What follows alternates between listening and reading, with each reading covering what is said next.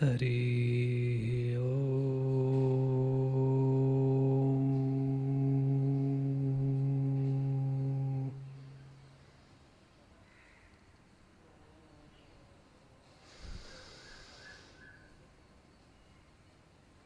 हरि ओम।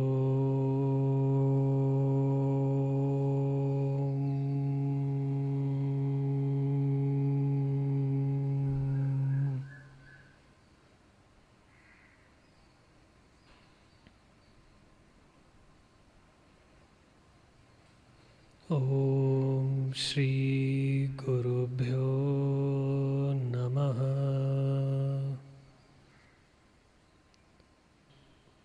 ओम गं गणपतये नमः।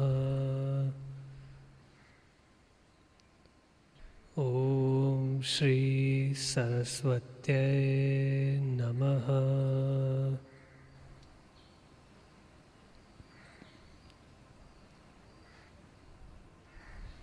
उस सतचित आनंद रूप आत्मा को नमस्कार है जिससे सब भासते हैं और जिसमें सब लीन और स्थिर होते हैं एवं जिससे ज्ञाता ज्ञान ज्ञेय दृष्टा दर्शन दृश्य और कर्ता करण कर्म सिद्ध होते हैं। जिस आनंद के समुद्र के कण से संपूर्ण विश्व आनंदवान है और जिस आनंद से सब जीव होते हैं। अगस्त जी के शिष्य सुतीक्ष्ण के मन में एक संशय उत्पन्न हुआ। तब वह उसके निवृत्त करने के अर्थ अगस्त मुनि के आश्रम में जाकर विधि संयुक्त प्रणाम करके स्थित हुआ और नम्रतापूर्वक प्रश्न किया कि हे भगवान, आप सर्व तत्वज्ञ और सर्व शास्त्रों के ज्ञाता हो। एक संशय मुझको है, सो कृपया करके निवृत्त करो। मोक्ष का कारण कर्म है या ज्ञान अथवा दोनों? इतना सुन अगस्त जी बोले कि हे ब्रह्मण्य, केवल कर्म मोक्ष का कारण नहीं और केवल ज्ञान से भी मोक्ष प्राप्त नहीं होता। मोक्ष की प्राप्ति दोनों से ही होती है। कर्म करने से अंतःकरण शुद्ध होता है, मोक्ष नहीं होता और अंतःकरण की शुद्धि के बिना केवल ज्ञान से भी मुक्ति नहीं होती। इससे दोनों से मोक्ष की सिद्धि होती है। कर्म करने से अंतःकरण शुद्ध होता है, फिर ज्ञान उपजता है और तब मोक्ष होता है। जैसे दोनों पंखों से पक्षी आकाश मार्ग में सुख से उड़ता है, वैसे ही कर्म और ज्ञान दोनों से मोक्ष की प्राप्ति होती है।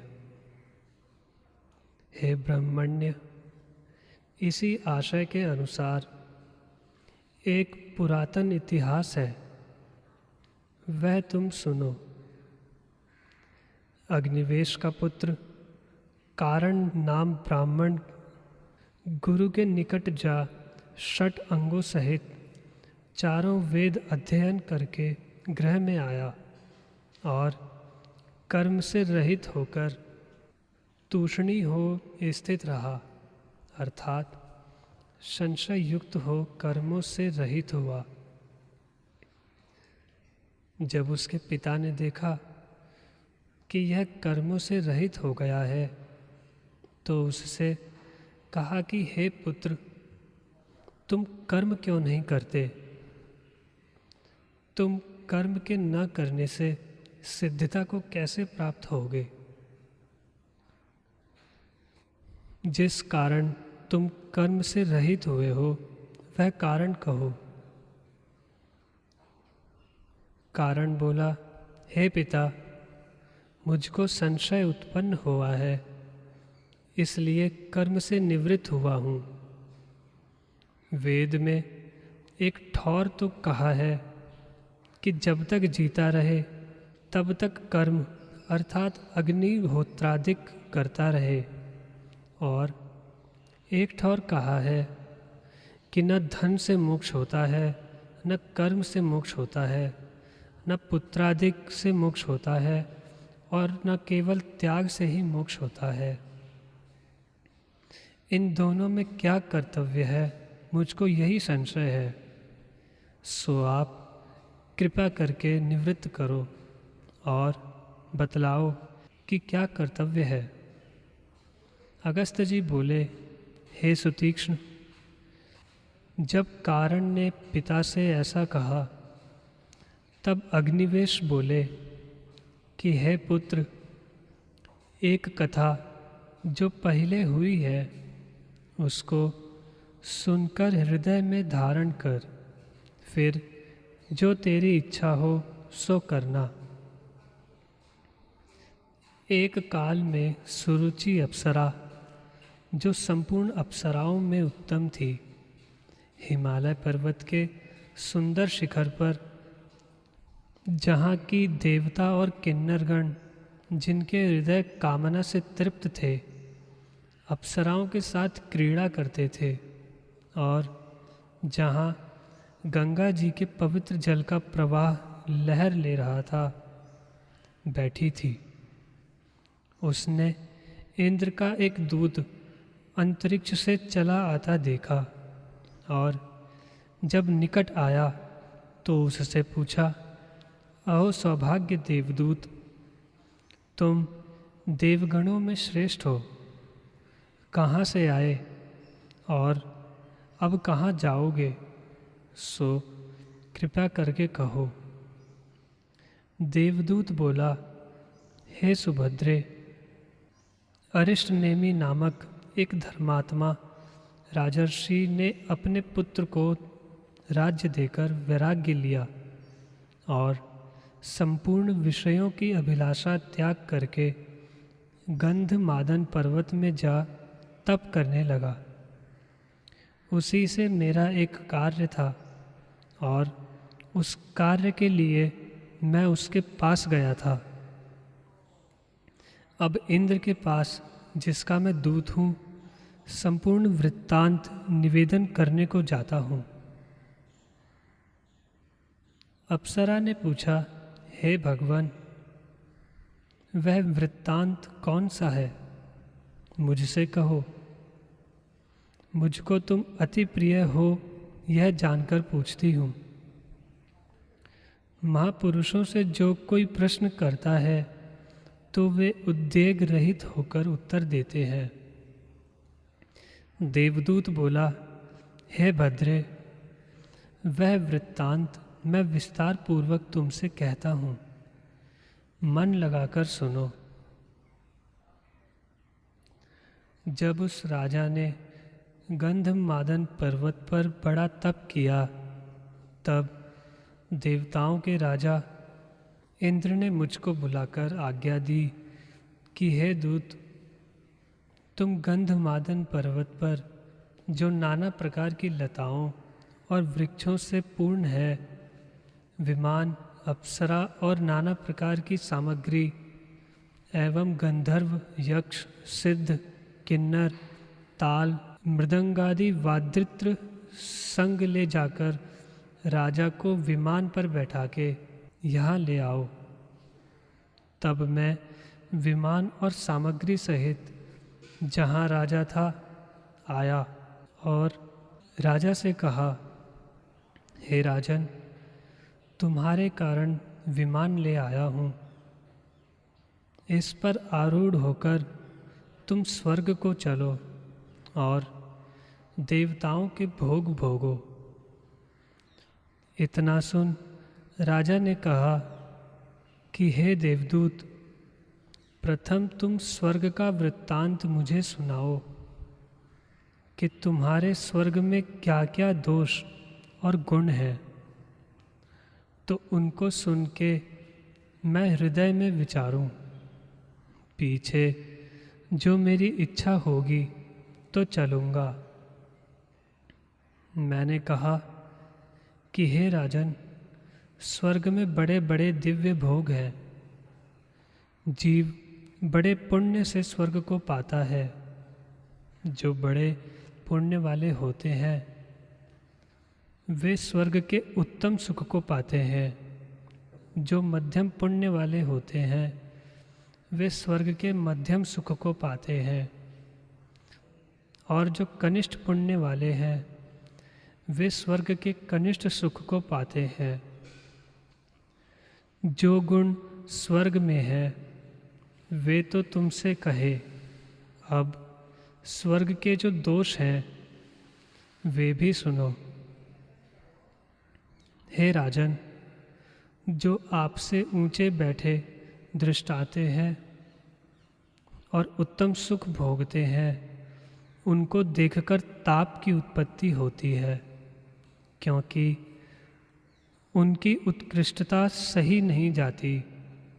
जो कोई अपने समान सुख भोगते हैं उनको देखकर क्रोध उपजता है कि वे मेरे समान क्यों बैठे हैं। और जो आपसे नीचे बैठे हैं उनको देखकर अभिमान उपजता है कि मैं इनसे श्रेष्ठ हूँ।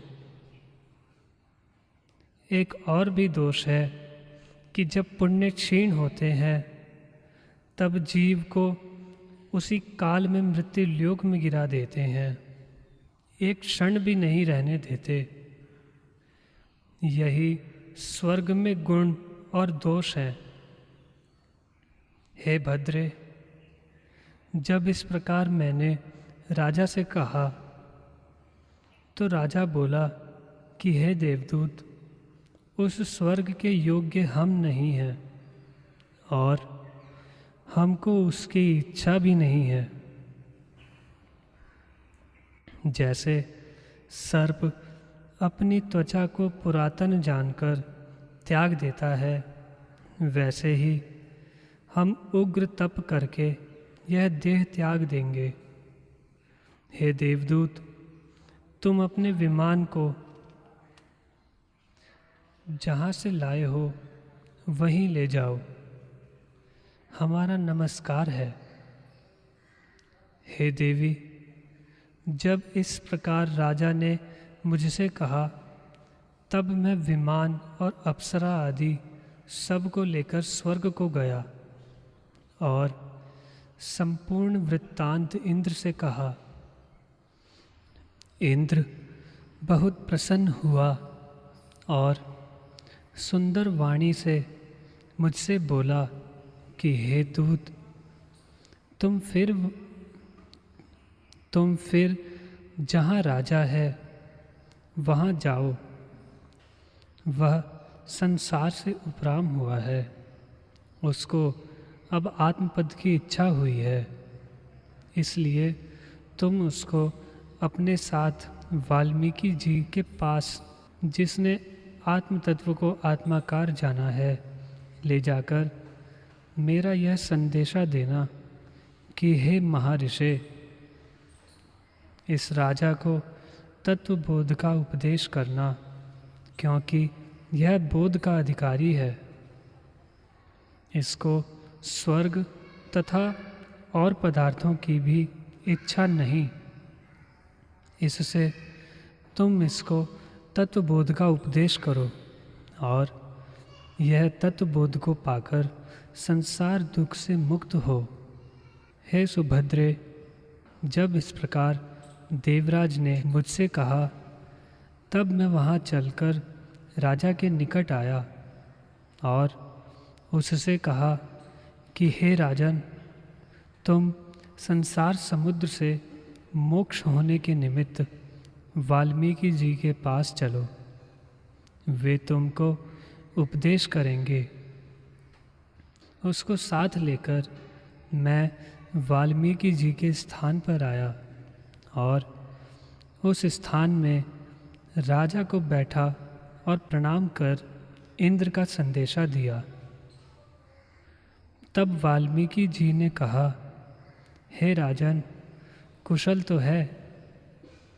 राजा बोले, हे भगवान, आप परम तत्वज्ञ और वेदांत जानने वालों में श्रेष्ठ हैं। मैं आपके दर्शन करके कृतार्थ हुआ और अब मुझको कुशलता प्राप्त हुई है। मैं आपसे पूछता हूँ, कृपया करके उत्तर दीजिए कि संसार बंधन से कैसे मुक्ति हो। इतना सुन वाल्मीकि जी बोले, हे राजन, महारामायण औषध तुमसे कहता हूँ, उसको सुन के उसका तात्पर्य हृदय में धारने का यत्न करना। जब तात्पर्य हृदय में धारोगे तब जीवन मुक्त होकर विचारोगे। हे राजन, वह वशिष्ठ जी और रामचंद्र जी का संवाद है और उसमें मोक्ष का उपाय कहा है। उसको सुनकर जैसे रामचंद्र जी अपने स्वभाव में स्थित हुए और जीवन मुक्त होकर विचरे हैं, वैसे ही तुम भी विचरोगे। राजा बोले, हे भगवान, रामचंद्र जी कौन थे, कैसे थे और कैसे होकर विचरे, सो कृपा करके कहो। वाल्मीकि जी बोले, हे राजन, शाप के वश से सच्चिदानंद विष्णु जी ने, जो अद्वैत ज्ञान से संपन्न है, अज्ञान को अंगीकार करके मनुष्य का शरीर धारण किया। इतना सुन राजा ने पूछा, हे भगवान, चिदानंद हरि को शाप किस कारण हुआ और किसने दिया, सो कहो। वाल्मीकि जी बोले, हे राजन, एक काल में सनत कुमार, जो निष्काम हैं, ब्रह्मपुरी में बैठे थे और त्रिलोक के पति विष्णु भगवान भी वैकुंठ से उतरकर ब्रह्मपुरी में आए। तब ब्रह्म सहित सर्व सभा उठकर खड़ी हुई और श्री भगवान का पूजन किया, पर सनत कुमार ने पूजन नहीं किया। इस बात को देखकर विष्णु भगवान बोले कि हे सनत कुमार, तुमको निष्कामता का अभिमान है, इससे तुम काम से आतुर होगे और स्वामी कार्तिक तुम्हारा नाम होगा। सनत कुमार बोले, हे विष्णु, सर्वज्ञता का अभिमान तुमको भी है, इसलिए कुछ काल के लिए तुम्हारी सर्वज्ञता निवृत्त होकर अज्ञानता प्राप्त होगी। हे राजन, एक तो यह शाप हुआ, दूसरा एक और भी शाप है। सुनो, एक काल में भृगु की स्त्री जाती रही थी।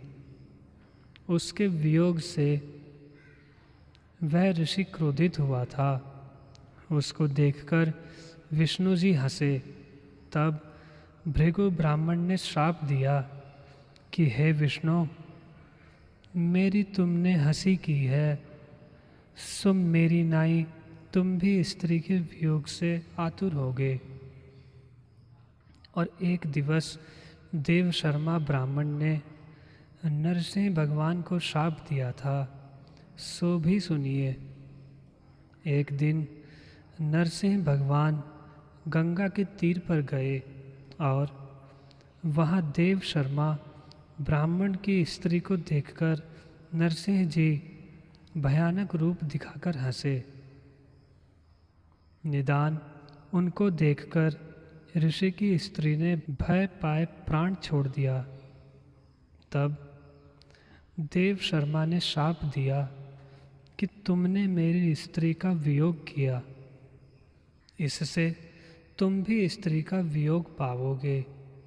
हे राजन, सनत कुमार, भृगु और देव शर्मा के शाप से विष्णु भगवान ने मनुष्य का शरीर धारण किया और राजा दशरथ के घर प्रकटे। हे राजन, वह जो शरीर धारण किया और आगे जो वृत्तांत हुआ सो सावधान होकर सुनो। अनुभवात्मक मेरा आत्मा जो त्रिलोकी अर्थात स्वर्ग, मृत्यु और पाताल का प्रकाश करता और भीतर बाहर आत्म तत्व से पूर्ण है, उस सर्वात्मा को नमस्कार है। हे राजन, यह शास्त्र जो आरंभ किया है, इसका विषय, प्रयोजन और संबंध क्या है और अधिकारी कौन है, सो सुनो। यह शास्त्र सत चित आनंद रूप अचिंत्य चिन्मात्र आत्मा को जताता है। यह तो विषय है। परमानंद आत्मा की प्राप्ति और अनात्म अभिमान दुख की निवृत्ति प्रयोजन है और ब्रह्म विद्या और मोक्ष उपाय से आत्मपद प्रतिपादन संबंध है। जिसको यह निश्चय है कि मैं अद्वैत ब्रह्म अनात्म देह से बांधा हुआ हूँ, सो किसी प्रकार छूटूं, वह न अति ज्ञानवान है न मूर्ख है। ऐसा विकृति आत्मा यहाँ अधिकारी है। यह शास्त्र मोक्ष परमानंद की प्राप्ति करने वाला है। जो पुरुष इसको विचारेगा वह ज्ञानवान होकर फिर जन्म मृत्यु रूप संसार में न आवेगा। हे राजन, यह महारामायण पावन है। श्रवण मात्र से ही सब शाप का नाश करता है, जिसमें राम कथा है। यह मैंने प्रथम अपने शिष्य भारद्वाज को सुनाई थी। एक समय भारद्वाज चित्त को एकाग्र करके मेरे पास आए और मैंने उसको उपदेश किया था। वह उसको सुनकर वचन रूपी समुद्र से सार रूपी रत्न निकाल और हृदय में धरकर एक समय सुमेरु पर्वत पर गया। वहाँ ब्रह्मा जी बैठे थे। उसने उनको प्रणाम किया और उनके पास बैठकर यह कथा सुनाई। तब ब्रह्मा जी ने प्रसन्न होकर उससे कहा, हे पुत्र, कुछ वर मांग, मैं तुझ पर प्रसन्न हुआ हूँ। भारद्वाज ने, जिसका उदार आशय था, उनसे कहा, हे भूत भविष्य के ईश्वर, जो तुम प्रसन्न हुए हो, तो यह वर दो कि संपूर्ण जीव संसार दुख से मुक्त हों और परम पद पावें। उसी का उपाय भी कहो। ब्रह्मा जी ने कहा, हे पुत्र, तुम अपने गुरु वाल्मीकि जी के पास जाओ। उसने आत्मबोध महारामायण शास्त्र का जो परम पावन संसार समुद्र के तरने का पुल है आरंभ किया है। उसको सुनकर जीव महामोहजनक संसार समुद्र से तरेंगे। निदान परमेष्ठी ब्रह्मा, जिनकी सर्वभूतों में हित में प्रीति है, आप ही भारद्वाज को साथ लेकर मेरे आश्रम में आए और मैंने भली प्रकार से उनका पूजन किया। उन्होंने मुझसे कहा, हे मुनियों में श्रेष्ठ वाल्मीकि, यह जो तुमने राम के स्वभाव के कथन का आरंभ किया है, इस उद्यम का त्याग न करना। इसकी आदि से अंत पर्यंत समाप्ति करना, क्योंकि यह मोक्ष उपाय संसार रूपी समुद्र के पार करने को जहाज है और इससे सब जीव कृतार्थ होंगे। इतना कहकर ब्रह्मा जी जैसे समुद्र से चक्र एक मुहूर्त पर्यंत उठ के फिर लीन हो जावे, वैसे ही अंतर्धान हो गए। तब मैंने भारद्वाज से कहा, हे पुत्र, ब्रह्मा जी ने क्या कहा? भारद्वाज बोले, हे भगवान, ब्रह्मा जी ने तुमसे यह कहा था कि हे मुनियों में श्रेष्ठ, यह जो तुमने राम के स्वभाव के कथन का उद्यम किया है उसका त्याग न करना, इसे अंत पर्यंत समाप्त करना, क्योंकि संसार समुद्र के पार करने को यह कथा जहाज है और इससे अनेक जीव कृतार्थ होकर संसार संकट से मुक्त होंगे। इतना कहकर फिर वाल्मीकि जी बोले, हे राजन, जब इस प्रकार ब्रह्मा जी ने मुझसे कहा तब उनकी आज्ञानुसार मैंने ग्रंथ बनाकर भारद्वाज को सुनाया। हे पुत्र, वशिष्ठ जी के उपदेश को पाकर जिस प्रकार राम जी निशंक हो विचरे हैं, वैसे ही तुम भी विचरो। तब उसने प्रश्न किया कि हे भगवान, जिस प्रकार रामचंद्र जी जीवन मुक्त होकर विचरे हैं, वह आदि से क्रम करके मुझसे कहिए। वाल्मीकि जी बोले, हे भारद्वाज, रामचंद्र, लक्ष्मण, भरत, शत्रुघ्न, सीता, कौशल्या, सुमित्रा और दशरथ, ये 8 तो जीवन मुक्त हुए हैं और 8 मंत्री, अष्टगण, वशिष्ठ और वामदेव आदि 28 जीवन मुक्त हो विचरे हैं। उनके नाम सुनो।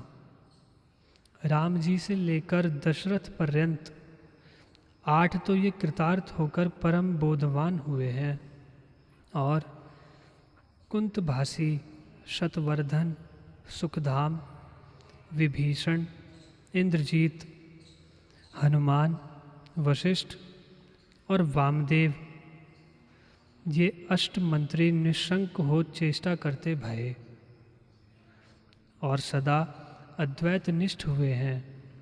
इनको कदाचित स्वरूप से द्वैत भाव नहीं फुरा है। ये अनामय पद की स्थिति में तृप्त रहकर केवल चिन्मात्र शुद्ध परम पावनता को प्राप्त हुए हैं। इति श्री योग वासिष्ठे वैराग्य प्रकरणे कथारंभ वर्णनो नाम प्रथम सर्गः।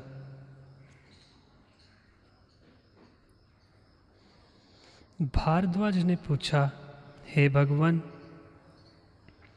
जीवन मुक्त की स्थिति कैसी है और राम जी कैसे जीवन मुक्त हुए हैं, वह आदि से अंत पर्यंत सब कहो। वाल्मीकि जी बोले, हे पुत्र, यह जगत जो भासता है सो वास्तविक कुछ नहीं उत्पन्न हुआ, अविचार करके भासता है और विचार करने से निवृत्त हो जाता है। जैसे आकाश में नीलता भासती है सो भ्रम से वैसे ही है।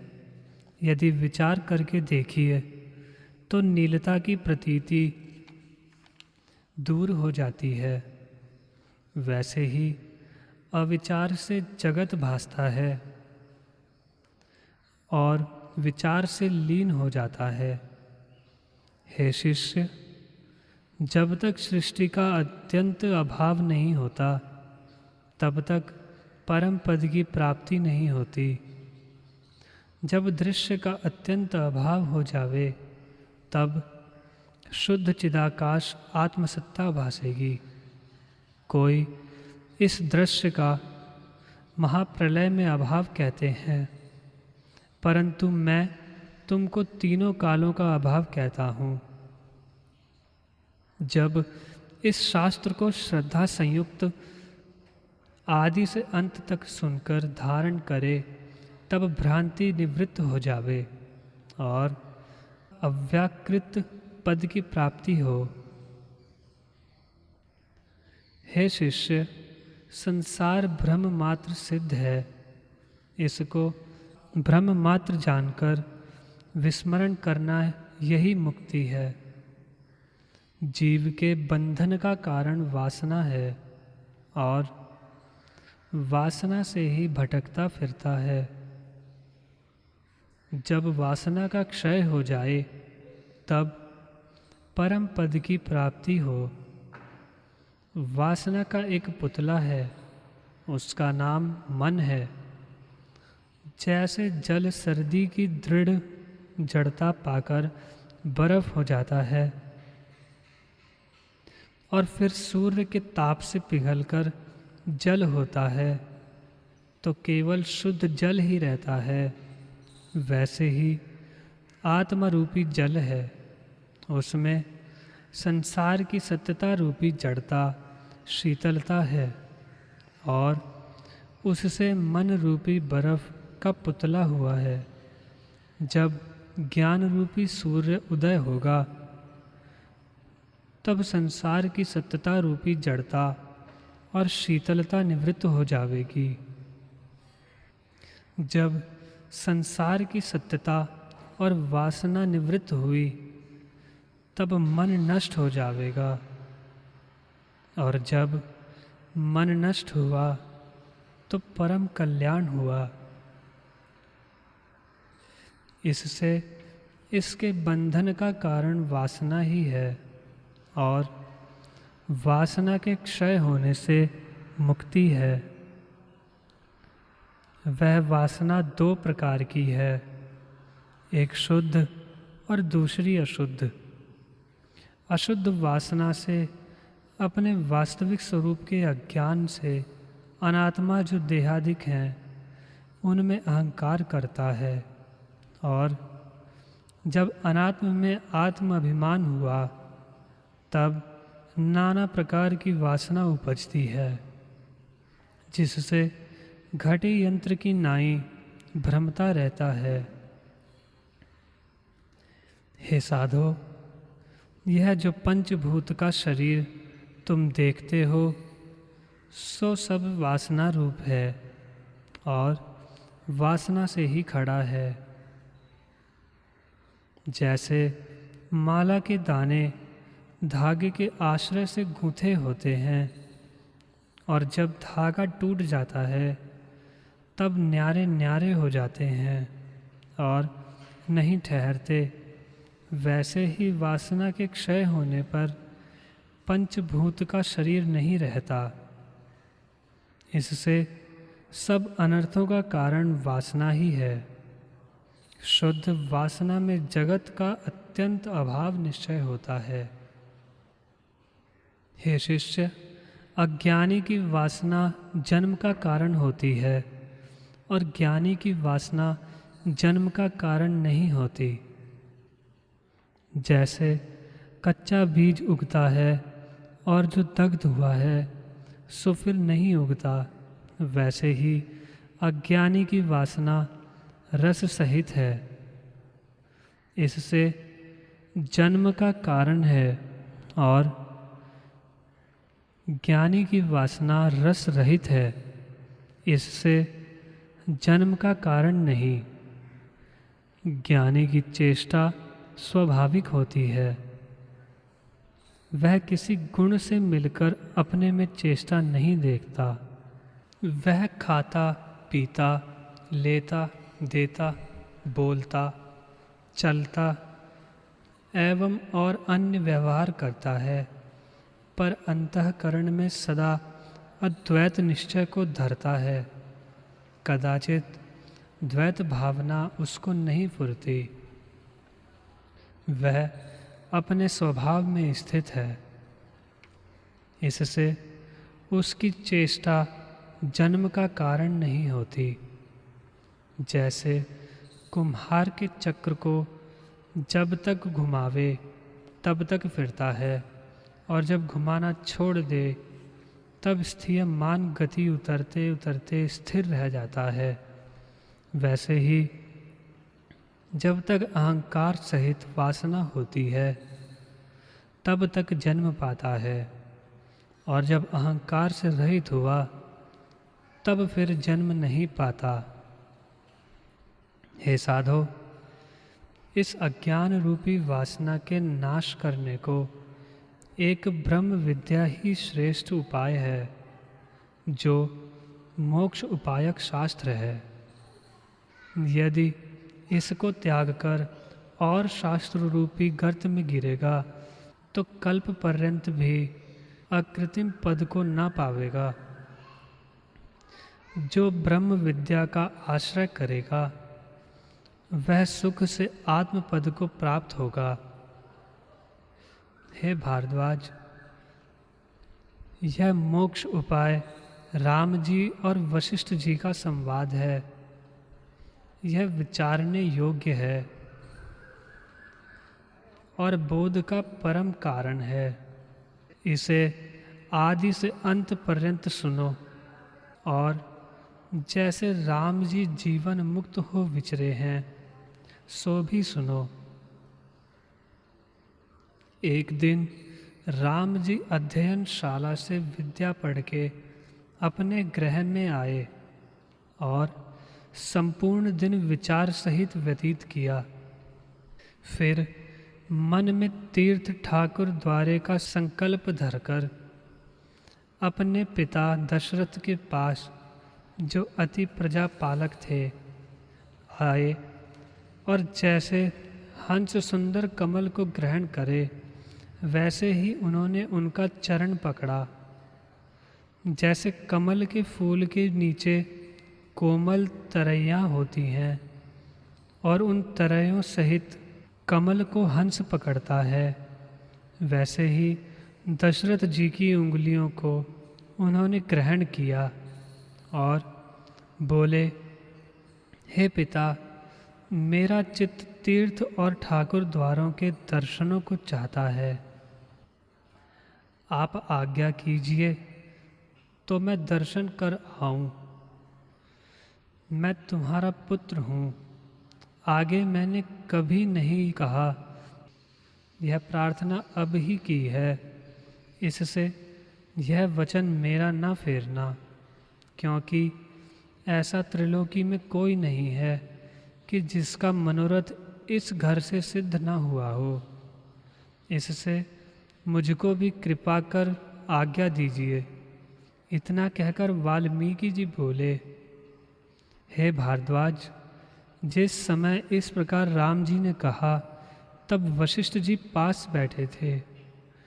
उन्होंने भी दशरथ से कहा, हे राजन, इनका चित्त उठा है, राम जी को आज्ञा दो, तीर्थ कर आवें और इनके साथ सेना, धन, मंत्री और ब्राह्मण भी दीजिए कि विधि पूर्वक दर्शन करें। तब महाराज दशरथ ने शुभ मुहूर्त दिखाकर राम जी को आज्ञा दी। जब वे चलने लगे तो पिता और माता के चरणों में पड़े और सबको कंठ लगाकर रुदन करने लगे। इस प्रकार सबसे मिलकर लक्ष्मण आदि भाई, मंत्री और वशिष्ठ आदि ब्राह्मण, जो विधि जानने वाले थे, बहुत सा धन और सेना साथ ली और दान पुण्य करते हुए गृह के बाहर निकले। उस समय वहाँ के लोगों और स्त्रियों ने राम जी के ऊपर फूलों और कलियों की माला की, जैसे बर्फ बरसती है वैसी ही वर्षा की, और राम जी की मूर्ति हृदय में धर ली। इसी प्रकार राम जी वहाँ से ब्राह्मणों और निर्धनों को दान देते गंगा, यमुना, सरस्वती आदि तीर्थों में विधि पूर्वक स्नान कर पृथ्वी के चारों ओर पर्यटन करते रहे। उत्तर, दक्षिण, पूर्व और पश्चिम में दान किया। और समुद्र के चारों ओर स्नान किया। सुमेरु और हिमालय पर्वत पर भी गए और शालग्राम, बद्री, केदार आदि में स्नान और दर्शन किए। ऐसे ही सब तीर्थ स्थान दान, तप, ध्यान और विधि संयुक्त यात्रा करते करते एक वर्ष में अपने नगर में आए। इति श्री योग वासिष्ठे वैराग्य प्रकरणे तीर्थयात्रा वर्णनम नाम द्वितीय सर्गः।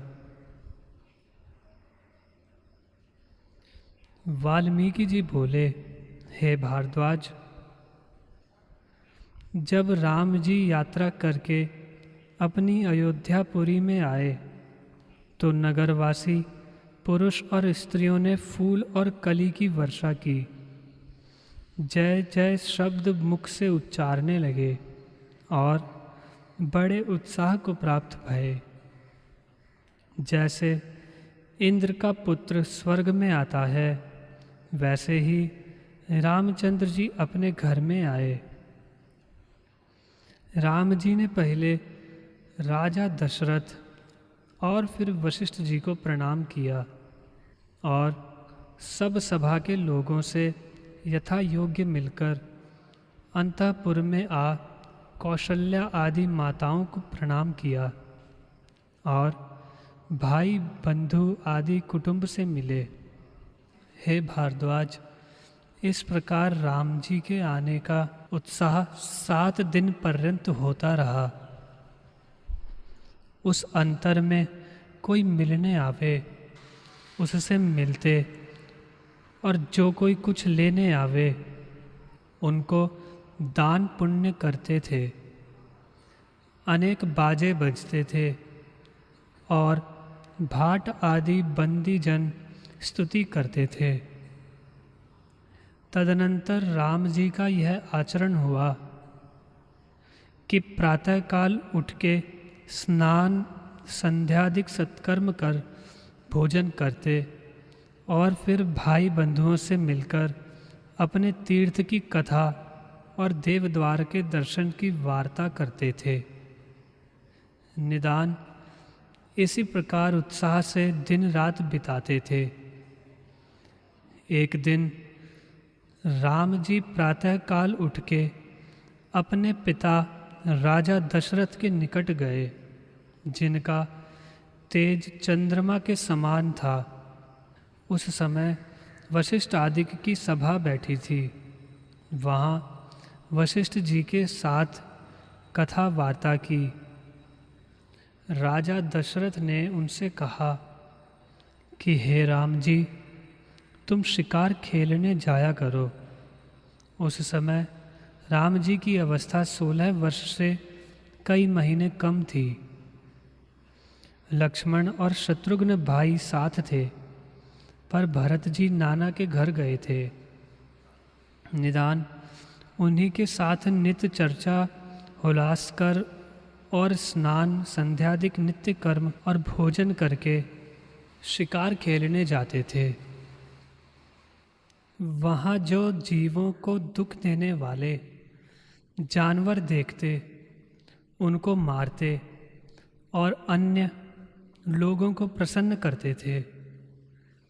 दिन को शिकार खेलने जाते और रात्रि को बाजे निशान सहित अपने घर में आते थे।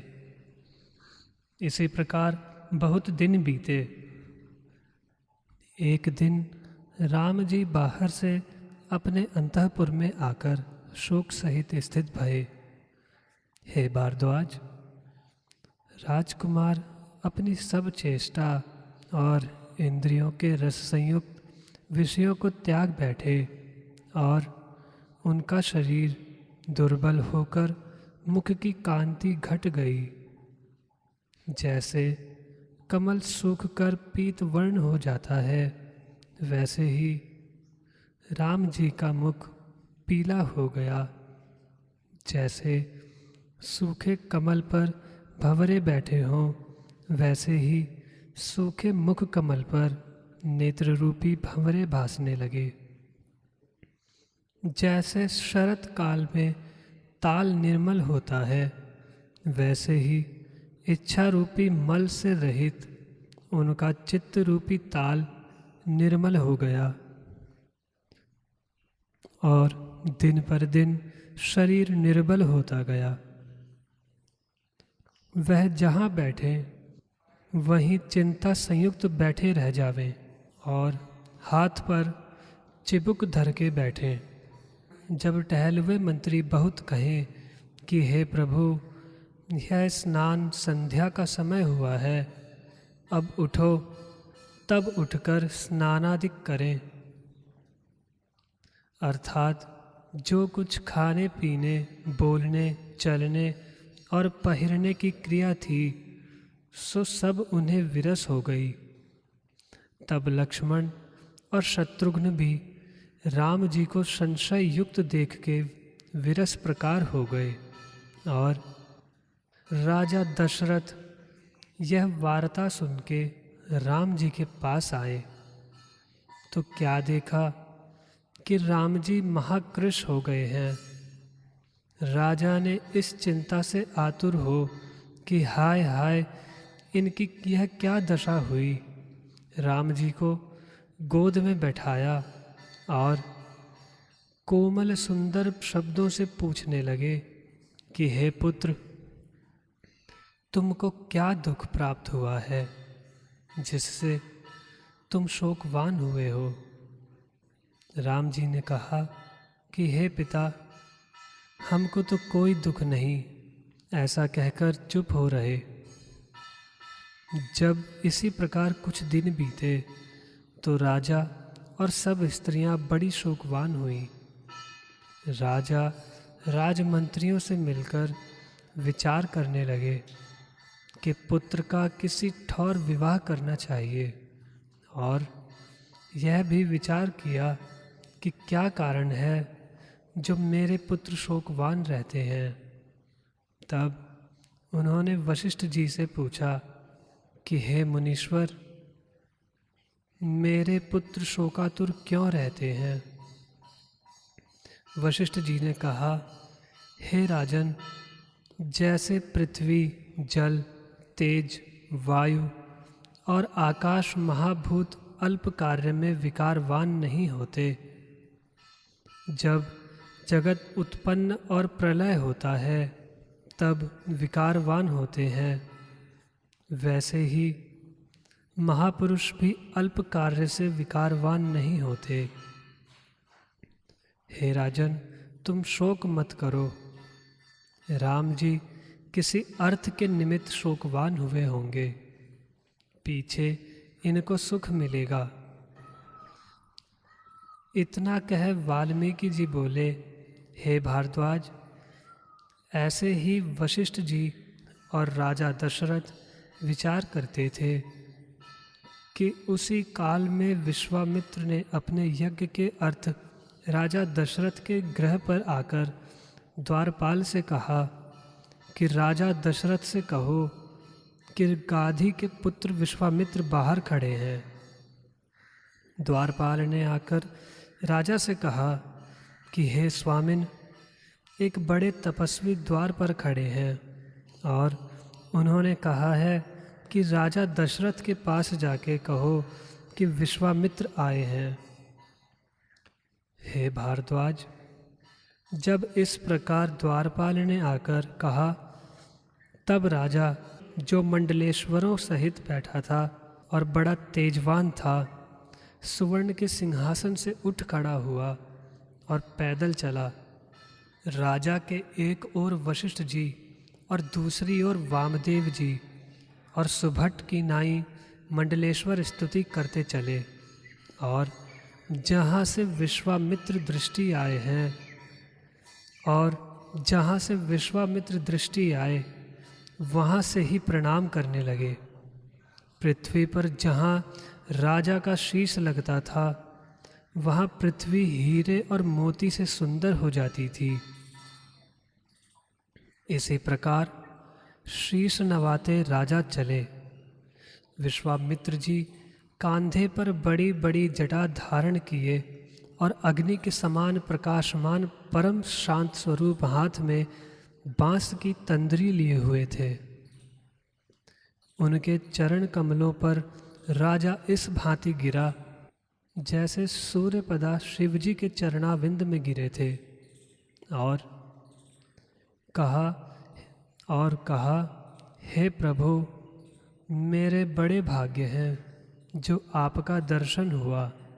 आज मुझे ऐसा आनंद हुआ जो आदि अंत और मध्य से रहित अविनाशी है। हे भगवान, आज मेरे भाग्य उदय हुए और मैं भी धर्मात्माओं में गिना जाऊंगा, क्योंकि आप मेरे कुशल निमित्त आए हैं। हे भगवान, आपने बड़ी कृपा की जो दर्शन दिया। आप सबसे उत्कृष्ट दृष्टि आते हैं, क्योंकि आप में दो गुण हैं। एक तो यह कि आप क्षत्रिय हैं, पर ब्राह्मण का स्वभाव आप में है, और दूसरे यह कि शुभ गुणों से परिपूर्ण है। हे मुनीश्वर, ऐसे किसी की सामर्थ्य नहीं कि क्षत्रिय से ब्राह्मण हो। आपके दर्शन से मुझे अति लाभ हुआ। फिर वशिष्ठ जी विश्वामित्र को कंठ लगा के मिले और मंडलेश्वरों ने बहुत प्रणाम किए। तदनंतर राजा दशरथ विश्वामित्र को भीतर ले गए और सुंदर सिंहासन पर बैठाकर विधि पूर्वक पूजा की और अर्घ्य पादार्चन करके प्रदक्षिणा की। फिर वशिष्ठ जी ने भी विश्वामित्र जी का पूजन किया और विश्वामित्र जी ने उनका पूजन किया। इसी प्रकार अन्योन्य पूजा कर यथा योग्य अपने अपने स्थानों पर बैठे। तब राजा दशरथ बोले, हे भगवान, हमारे बड़े भाग्य हुए जो आपका दर्शन हुआ। जैसे किसी को अमृत प्राप्त हो व किसी का मरा हुआ बांधव विमान पर चढ़ के आकाश से आवे और उसके मिलने से आनंद हो, वैसा आनंद मुझे हुआ। हे मुनीश्वर, जिस अर्थ के लिए आप आए हैं वह कृपा करके कहिए और अपना वह अर्थ पूर्ण हुआ जानिए। ऐसा कोई पदार्थ नहीं है जो मुझको देना कठिन है। मेरे यहाँ सब कुछ विद्यमान है। इति श्री योग वासिष्ठे वैराग्य प्रकरणे विश्वामित्रागमन वर्णनम नाम तृतीय सर्गः।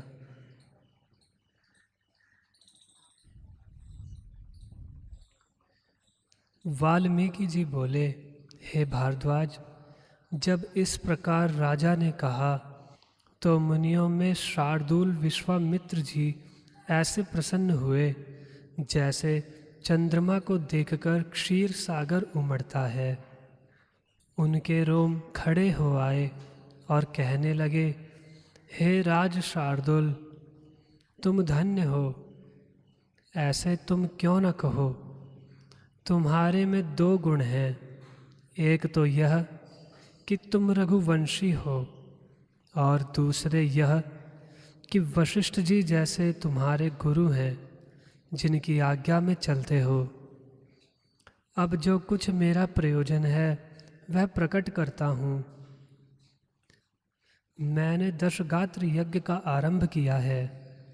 जब यज्ञ करने लगता हूँ तब खर और दूषण निशाचर आकर विध्वंस कर जाते हैं और मांस, हाड़ और रुधिर डाल जाते हैं, जिससे वह स्थान यज्ञ करने योग्य नहीं रहता। और जब मैं और जगह जाता हूँ तो वहाँ भी वे उसी प्रकार अपवित्र कर जाते हैं। इसलिए उनके नाश करने के लिए मैं तुम्हारे पास आया हूँ। कदाचित यह कहिए कि तुम भी तो समर्थ हो। तो हे राजन, मैंने जिस यज्ञ का आरंभ किया है उसका अंग क्षमा है। जो मैं उनको शाप दूं तो वह भस्म हो जावें, पर शाप क्रोध बिना नहीं होता। जो मैं क्रोध करूं तो यज्ञ निष्फल होता है, और जो चुप कर रहूं तो राक्षस अपवित्र वस्तु डाल जाते हैं। इससे अब मैं आपकी शरण आया हूं। हे राजन, अपने पुत्र राम जी को मेरे साथ भेज दो। वह राक्षसों को मारे और मेरा यज्ञ सफल हो। यह चिंता तुम ना करना कि मेरा पुत्र अभी बालक है। यह तो इंद्र के समान शूरवीर है। जैसे सिंह के सम्मुख मृग का बच्चा नहीं ठहर सकता, वैसे ही इसके सम्मुख राक्षस न ठहर सकेंगे। इसको मेरे साथ भेजने से तुम्हारा यश और धर्म दोनों रहेंगे और मेरा कार्य होगा, इसमें संदेह नहीं। हे राजन, ऐसा कार्य त्रिलोकी में कोई नहीं जो राम जी न कर सके। इसीलिए मैं तुम्हारे पुत्र को लिए जाता हूँ। यह मेरे हाथ से रक्षित रहेगा और कोई विघ्न न होने दूंगा। जैसे तुम्हारे पुत्र हैं, मैं और वशिष्ठ जी जानते हैं, और ज्ञानवान भी जो त्रिकालदर्शी हैं जानेंगे, और किसी की सामर्थ्य नहीं जो इनको जाने। हे राजन, जो समय पर कार्य होता है वह थोड़े ही परिश्रम से सिद्ध होता है, और समय बिना बहुत परिश्रम करने से भी नहीं होता। खर और दूषण प्रबल दैत्य हैं, मेरे यज्ञ को खंडित करते हैं। जब राम जी जावेंगे तब वह भाग जावेंगे, इनके आगे खड़े न रह सकेंगे। जैसे सूर्य के तेज से तारागण का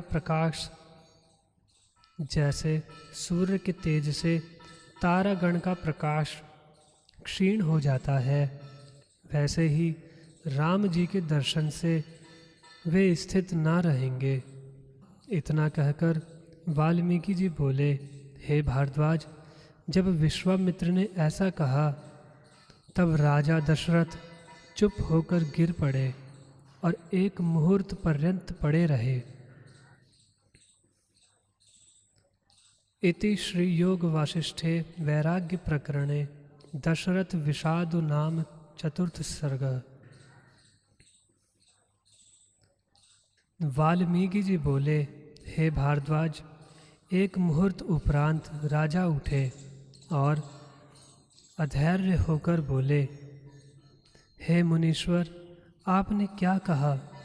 राम जी तो अभी कुमार हैं, अभी तो उन्होंने शस्त्र और अस्त्र विद्या नहीं सीखी, बल्कि फूलों की शैया पर शयन करने वाले, अंतःपुर में स्त्रियों के पास बैठने वाले और बालकों के साथ खेलने वाले हैं। उन्होंने कभी भी रणभूमि नहीं देखी और न भ्रिकुटी चढ़ा के कभी युद्ध ही किया।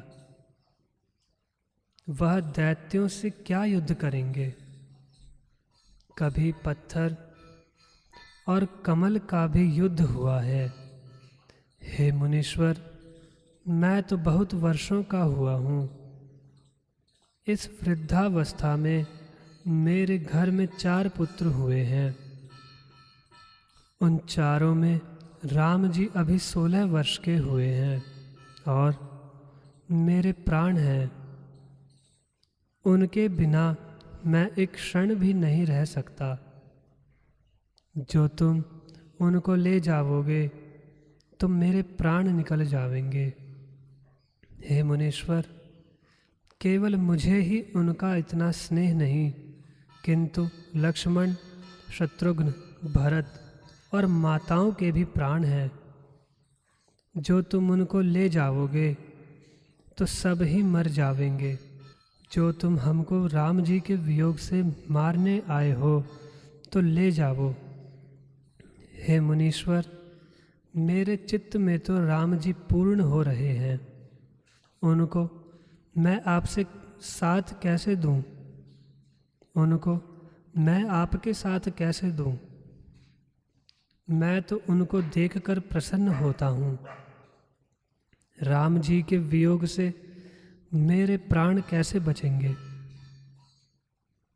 हे मुनीश्वर, ऐसी प्रीति मुझे स्त्री, धन और पदार्थों की नहीं, जैसे राम जी की है। मैं आपके वचन सुनकर अति शोकवान हुआ हूँ। मेरे बड़े अभाग्य उदय हुए जो आप इस निमित्त आए। मैं राम जी को कदापि नहीं दे सकता। जो आप कहिए तो मैं एक अक्षौहिणी सेना जो अति शूरवीर और शस्त्र अस्त्र विद्या से संपन्न है साथ लेकर चलूं और उनको मारूं। पर जो कुबेर का भाई और विश्रवा का पुत्र रावण हो तो उससे मैं युद्ध नहीं कर सकता। पहले मैं बड़ा पराक्रमी था, ऐसा कोई त्रिलोकी में न था जो मेरे सामने आता। पर अब वृद्धावस्था प्राप्त होकर देह जर्जर हो गई है। हे मुनीश्वर, मेरे बड़े अभाग्य हैं जो आप आए। मैं तो रावण से कांपता हूँ। मैं तो रावण से कांपता हूँ, और केवल मैं ही नहीं, वरन इंद्र आदि देवता भी उससे कांपते और भय पाते हैं। किसकी सामर्थ्य है जो उससे युद्ध करे? इस काल में वह बड़ा शूरवीर है। जो मेरी ही उसके साथ युद्ध करने की सामर्थ्य नहीं, तो राजकुमार राम जी की क्या सामर्थ्य है? जिन राम जी को तुम लेने आए हो वह तो रोगी पड़े हैं। उनको ऐसी चिंता लगी है जिससे महाकृश हो गए हैं और अंतःपुर में अकेले बैठे रहते हैं। खाना पीना इत्यादि जो राजकुमारों की चेष्टाएं हैं वह भी सब उनको बिसर गई हैं, और मैं नहीं जानता कि उनको क्या दुख हुआ है। जैसे पीतवर्ण कमल होता है वैसे ही उनका मुख हो गया है। उनको युद्ध की सामर्थ्य कहाँ है? उन्होंने तो अपने स्थान से बाहर की पृथ्वी भी नहीं देखी है। हमारे प्राण वही हैं, उनके वियोग से नहीं जी सकते। इति श्री योग वासिष्ठे वैराग्य प्रकरणे दशरथोक्ति वर्णनन नाम पंचमः सर्गः।